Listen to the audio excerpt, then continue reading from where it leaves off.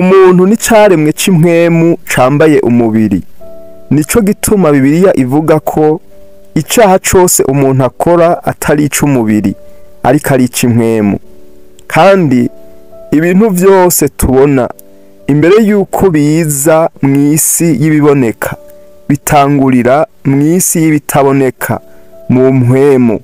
Nico gituma nk'umukristo yarakwiye kubaho ubuzima bw'impwemu kuruta uko abaho mu mubiri. Tuvuze umubiri tuba tushatse kuvuga ibintu byose biboneka umuntu ashobora gukorako n'amaboko. Tuvuze impwemu tuba dushatse kuvuga ibintu bitaboneka. Bibiliya rero ivuga ngo twebwe abakristo ntituraba kubiboneka, ariko turaba kubitaboneka. Ngo kwiboneka ari ivy'igihe gito, ariko ngo bitaboneka ni ivy'ibihe byose. Uko niko umuntu w'Imana akwiye kubaho, akarenza amaso ibiboneka ivy'umubiri, akaraba kure nk'uko Imana iraba, akiyumvira nk'uko Imana yiyumvira, akavuga nk'uko Imana ivuga. Ikindi bizomufasha kudakaba ivy'ibihe bidashira ngo abikabe n'ivy'igihe ca none bishira. Iyindi mpamvu ituma abakristo bakwiye kubaho ubuzima bw'impwemu kuruta uko babaho ubuzima bw'umubiri, nuko n'intambara zabo zose si iz'umubiri, ariko ngo nizi mpwemu. Ijambo ry'Imana rivuga ngo abo tunigana saba inyama n'amaraso, ngo ariko ngo tunigana ngo n'abakuru n'abafise ububasha n'abaganza isi y'umwiza, ngo n'impwemu mbi z'ahantu ho mw'ijuru. Urumva ko ata bintu by'umubiri birimwo. Kandi n'igituma kenshi tuneshwa nuko tugwana intambara z'impwemu tukazigwanira mu mubiri. Nico gituma nahisemwo kuyaga namwe aya majambo avuga uko umuntu ameze. Niwimenya bizogufasha kumenya umwasi wawe nuko ukwiye kumugwanya. Yesu abahezagire.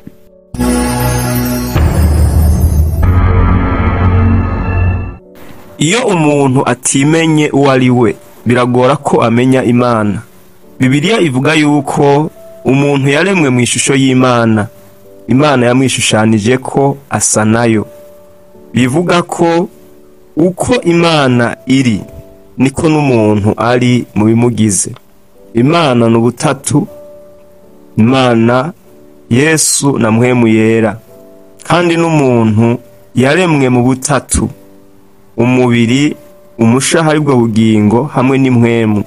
Turasoma mu Itanguriro 1 ku murongo w'7, haravuga ngo Uhoraho Imana abumba umuntu mu mukungugu wo hasi, amuhumekera mu mazuru impwemu y'ubugingo, umuntu aca aba ufise ubugingo.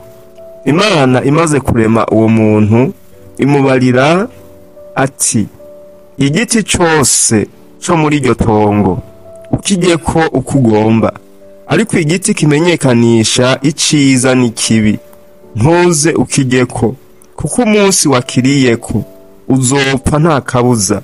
N'amajambo dusoma mu Itanguriro 2 ku murongo wa 16 na 17.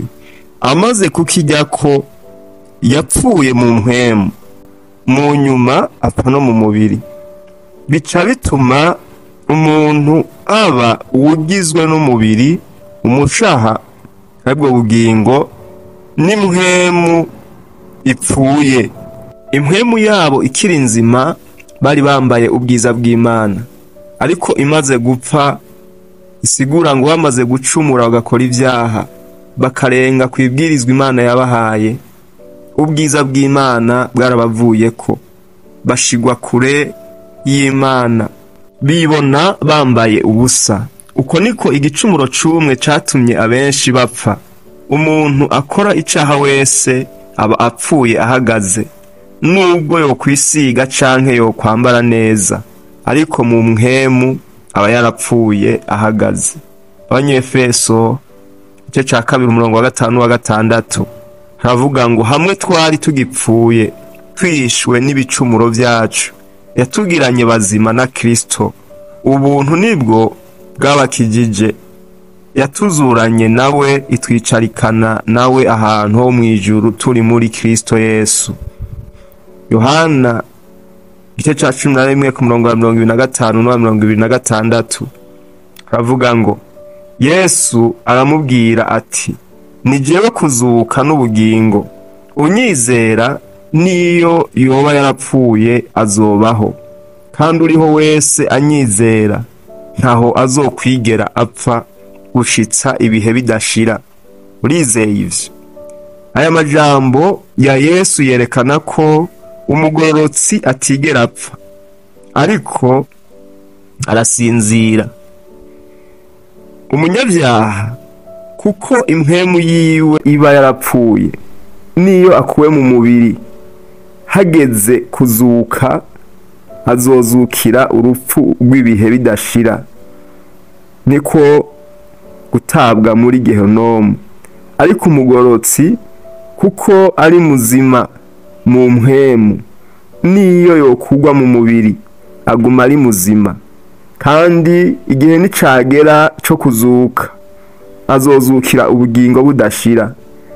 Aho niho Yesu yavuze iri jambo yuko ngo umwizera ariho ntazokwigera apfa. Muri aya majambo turabona yuko iyo umuntu ari muzima mu mpwemu, naho yokugwa mu mubiri ntabapfuye, ariko umuntu yapfanye ibyaha agapfira mu byaha, kuko yari asanzwe yarapfuye mu mpwemu, n'ubundi hari yagiye aguma ari wapfuye kandi azozukira urupfu, ariko rupfu rugira kabiri. Mana idutabare. Yesu aravuga ko Imana atari y'abapfuye, ariko ari Imana y'abariho.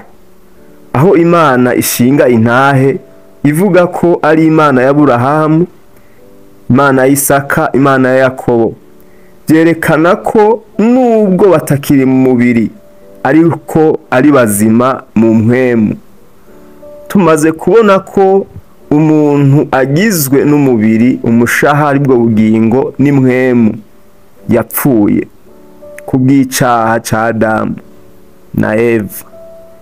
Bibiliya iravyerekana aho ivuga ko impwemu yanyu, ubugingo n'umubiri ngo bizigamwe bize bisangwe mu mahoro bitagira umugayo, aho umwami wacu Yesu Kristo azozira.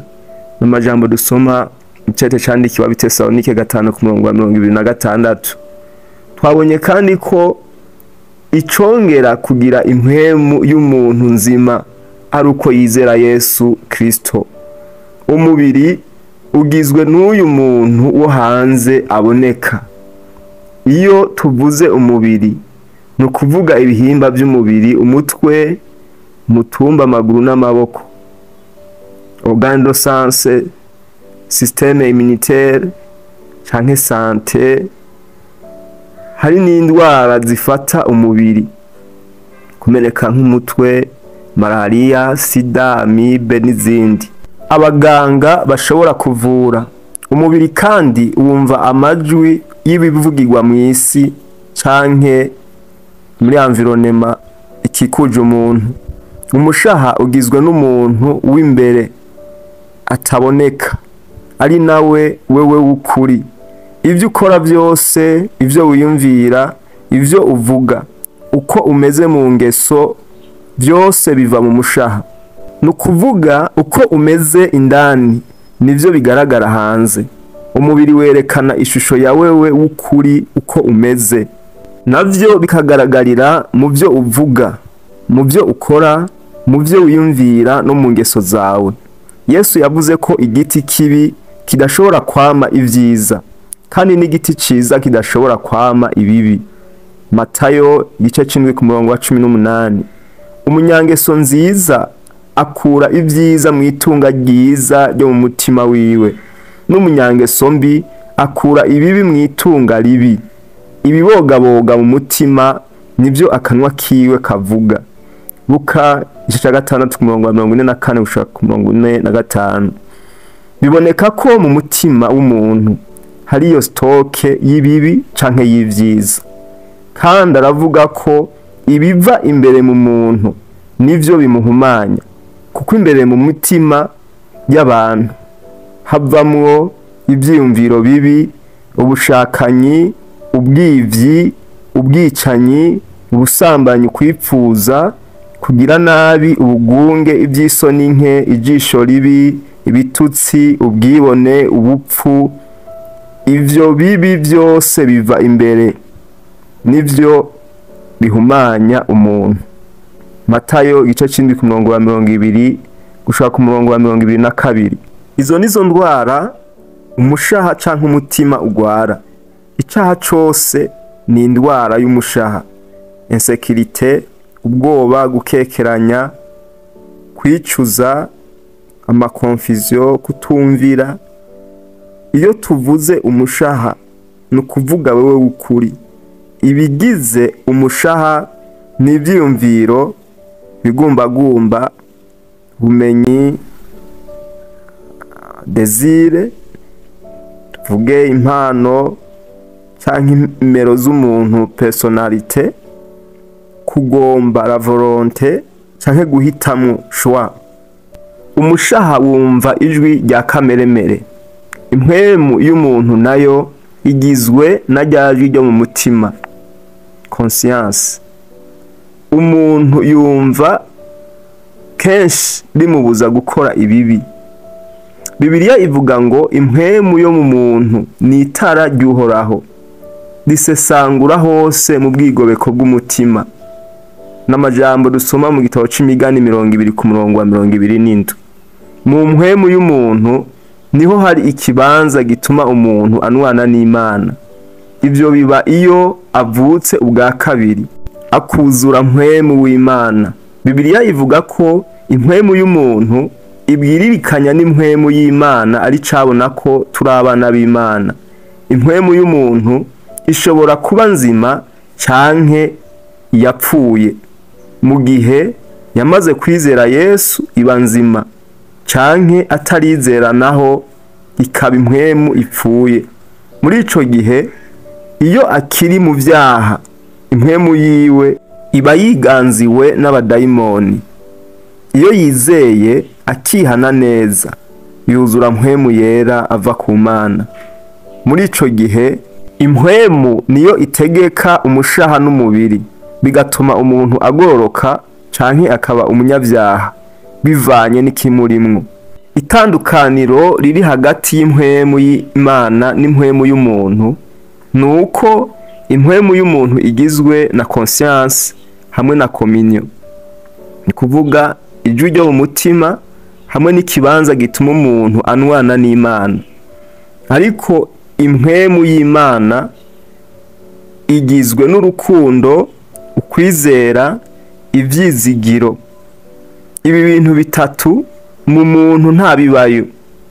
Umuntu abihabwa ari uko yizeye akuzura mpwemu yera, niho aca aronka urukundo gukuri, ukwizera kukaremwa muri we iyo yumvisha ijambo ry'agakiza, hama ivyizigiro navyo bikaba muri we, akagira assurance, ibyahora bimutera ubwoba bigahera. Mpwemu w'Imana niwe aha umuntu urukundo gukuri, kwizera, ivyizigiro hamwe n'ingabire za mpwemu, assurance, no kwiyegurira Imana. Agakiza kazanwa na mpwemu yera mu mitima yacu. Kwemegwa no kunesha ivyaha, ivyo byose n'ibintu biri muri mpwemu w'Imana. Mu muntu bitabayo, kandi atani inkomezi z'umuntu zobishobora, atani ico umuntu yokora ngo abishikeko, kiretse mpwemu w'Imana gusa ari waje akabikorera muri twebwe. Pawulo avuga ngo ndazi yuko muri jewe mu kameremere kanje ataciza kimbamwo, kuko kugomba gukora iciza kubana nanje, ariko kugikora ntako. Kuko iciza ngomba atari co nkora, ariko ikibi ntagomba akaba ari cyo nkora. Ariko ko nkora icyo ntagomba, si jewe nkigikora, ariko ni icaha kimbamwo. N'amajambo dusoma mu cete candikiwe Abaroma igice c'indwi umurongo wa 18 gushika wa 20. Kameremere kacu ariko twebwe bukuri, umuntu nta ciza kimubamwo. Nk'uko twabibonye, twuzuye ivyaha gusa. Mbere niyo umuntu yizeye Yesu akihana akabyagwa ubwa kabiri na mpwemu, haguma intambara hagati y'umushaha kameremere hamwe n'impwemu y'Imana, kuko akameremere kipfuza ivyo mpwemu yanka, kandi mpwemu yipfuza ivyo kameremere yanka. Kubw'ivyo ngo bihiganwa ngo ntimukore ivyo mugomba. N'amajambo dusoma mu Bigalatiya 5:17. Ariko kandi aba Kristo Yesu, Bibiliya ivuga ngo babambanwe akameremere kabo n'ivyo gahamiye n'ivyo kipfuza. Namba tubeshwaho na mpwemu, tuyobogwe na mpwemu. Abigalatiya 5:25.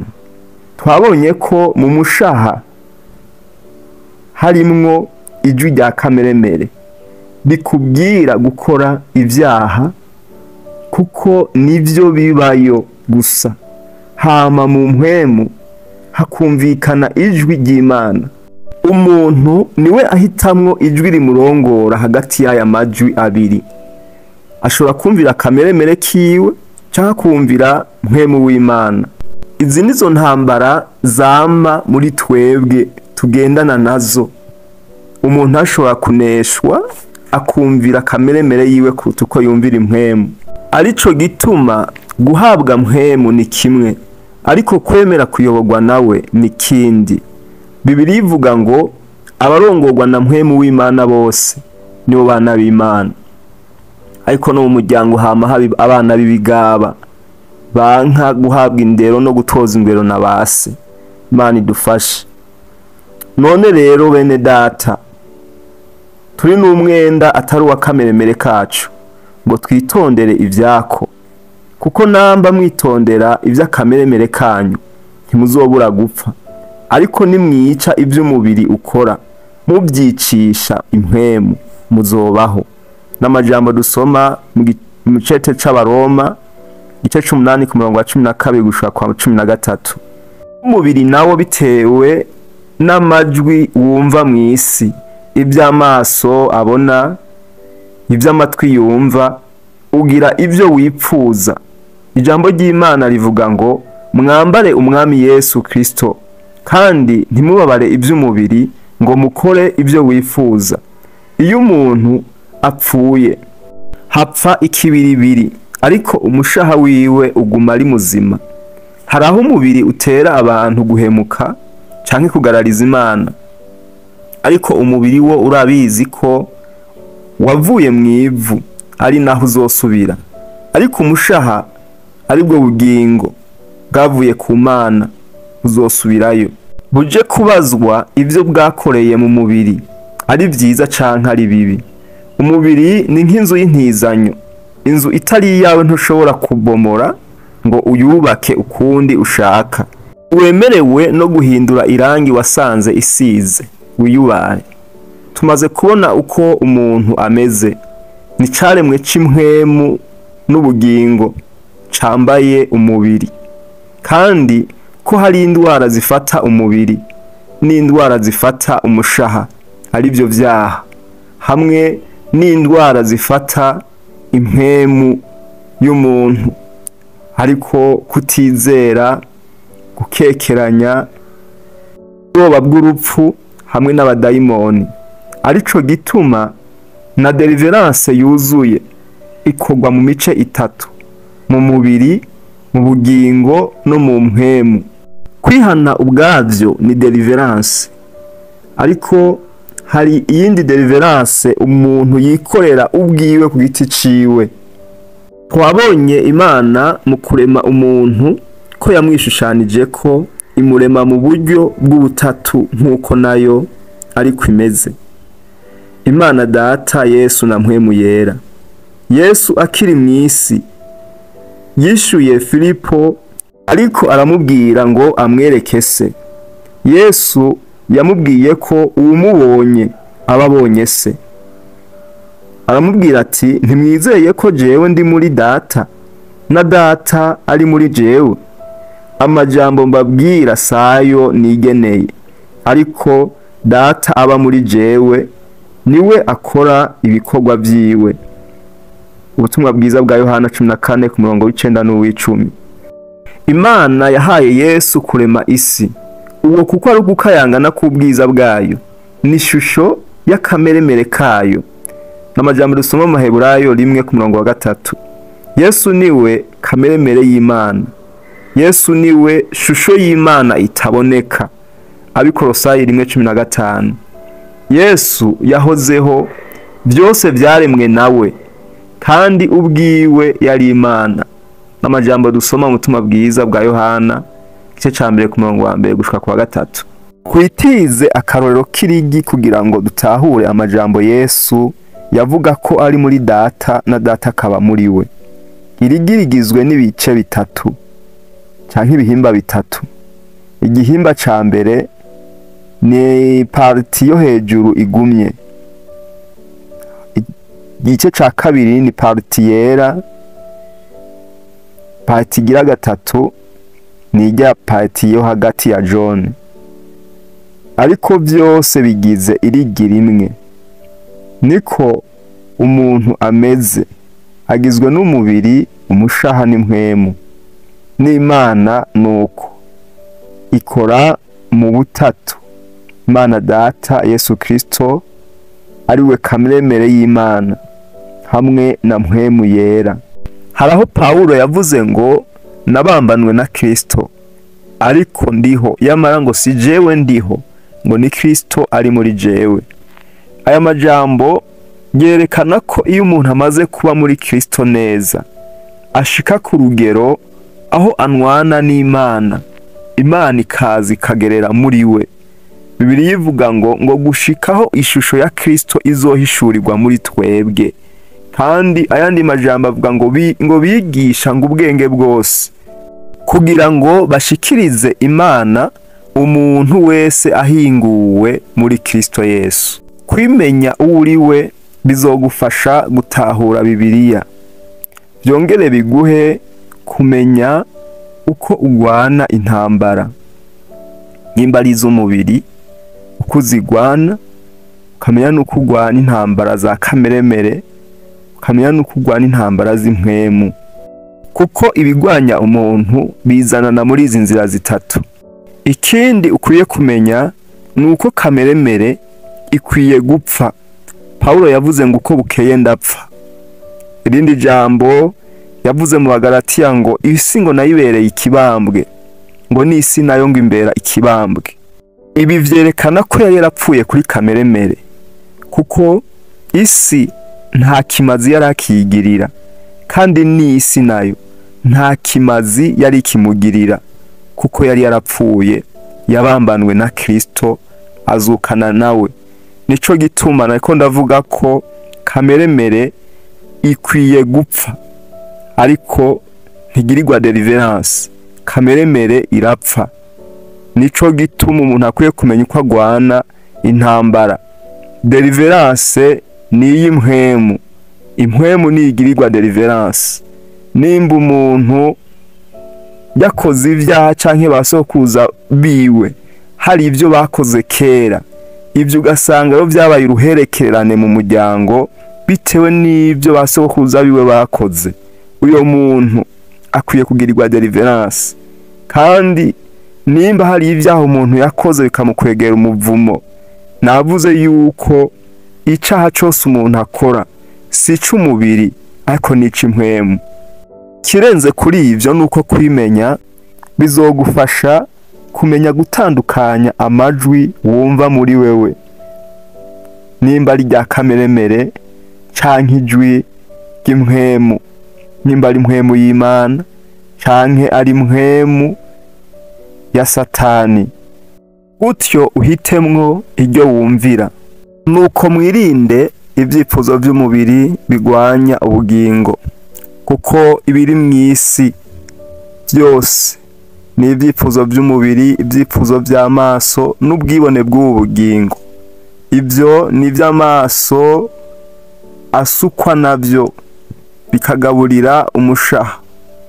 Umushaha nawo umaze kugwara ugafatwa, Bibiliya ivuga ngo ivyo bituma ngo umuntu atwara inda, ukwifuza ngo gutwara inda, ngo iyo nda igakura, imaze gukura ngo ivyara icaha. Bisigura ko umushaha umaze kwandura, impwemu igapfa. Urumva bihera mu mubiri, umubiri ukagaburira umushaha. Umushaha nawo umaze kwandura, umuntu agakora icaha, impwemu irapfa. Imana idufashe.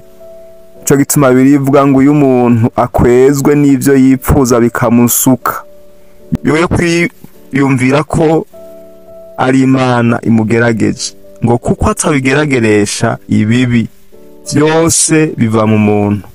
Nuko rero kumenya ibizogufasha kumenya uko ugwana nuko uhagarara, ikintu cose mu mwanya wacu, intambara yose mu mwanya wayo, ukamenya uko wirinda ivy'umubiri, nuko upfa kuri kameremere, nuko impwemu yawe iba nzima, ukanwana na Kristo, ugasangira nawe kameremere, bigashikaho Yesu nawe muba umwe, mukanwana, mukaba umwe. Ivyiyumviro vyawe bikaba ari byo vyiyumviro vya Kristo, imigabo yawe akaba ariyo migabo ya Kristo, uko Yesu araba akaba ari uko uraba.